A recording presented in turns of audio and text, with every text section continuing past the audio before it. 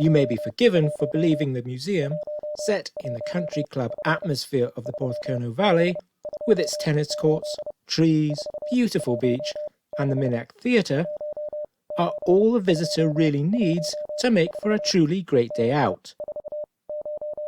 And you would be right. But Easton House, with its galleries, cafe, and gift shop, and the Second World War tunnels with its exhibitions, films, interactive displays, and the escape stairs, are not all there is as far as communication history is concerned. Opened on Wednesday the 4th of September 2013 by PK Trust patron Lord Pender of Porthcurno, the Wilshaw Building is home to a wealth of archival material, much of it from Cable and Wireless and the Eastern Telegraph Company.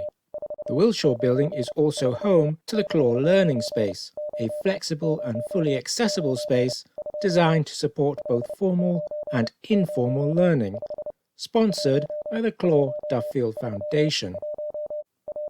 Let us explore the public areas of this building. The entrance is here, through a pair of double doors, which are usually kept locked for security purposes. There is a buzzer for anyone with an appointment.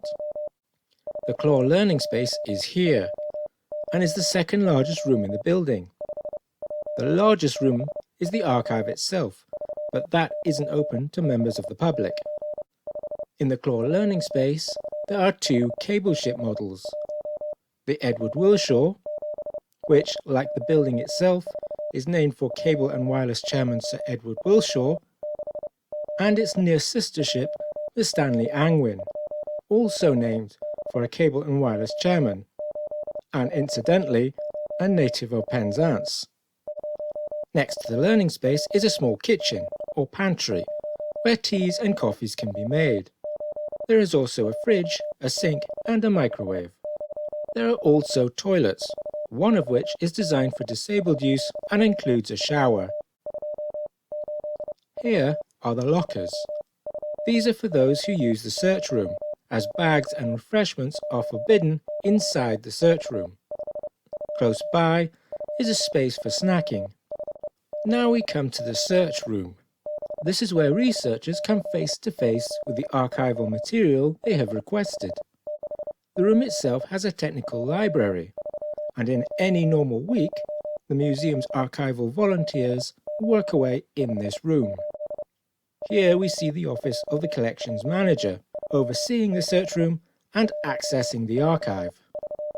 So there you have it, the Wilshaw Building. In order to book an archive appointment, simply email archive@pkporthcurno.com to inquire about availability. And remember to include your preferred dates for visiting and your area of research. Allow 4 working days for a reply, and you will be contacted regarding availability and asked to confirm the date of your visit. Your booking will be confirmed by email, and you will be sent guidelines for using the search room. Be sure to read this carefully before you arrive, and do give us as much advance notice as you can if you need to cancel your visit.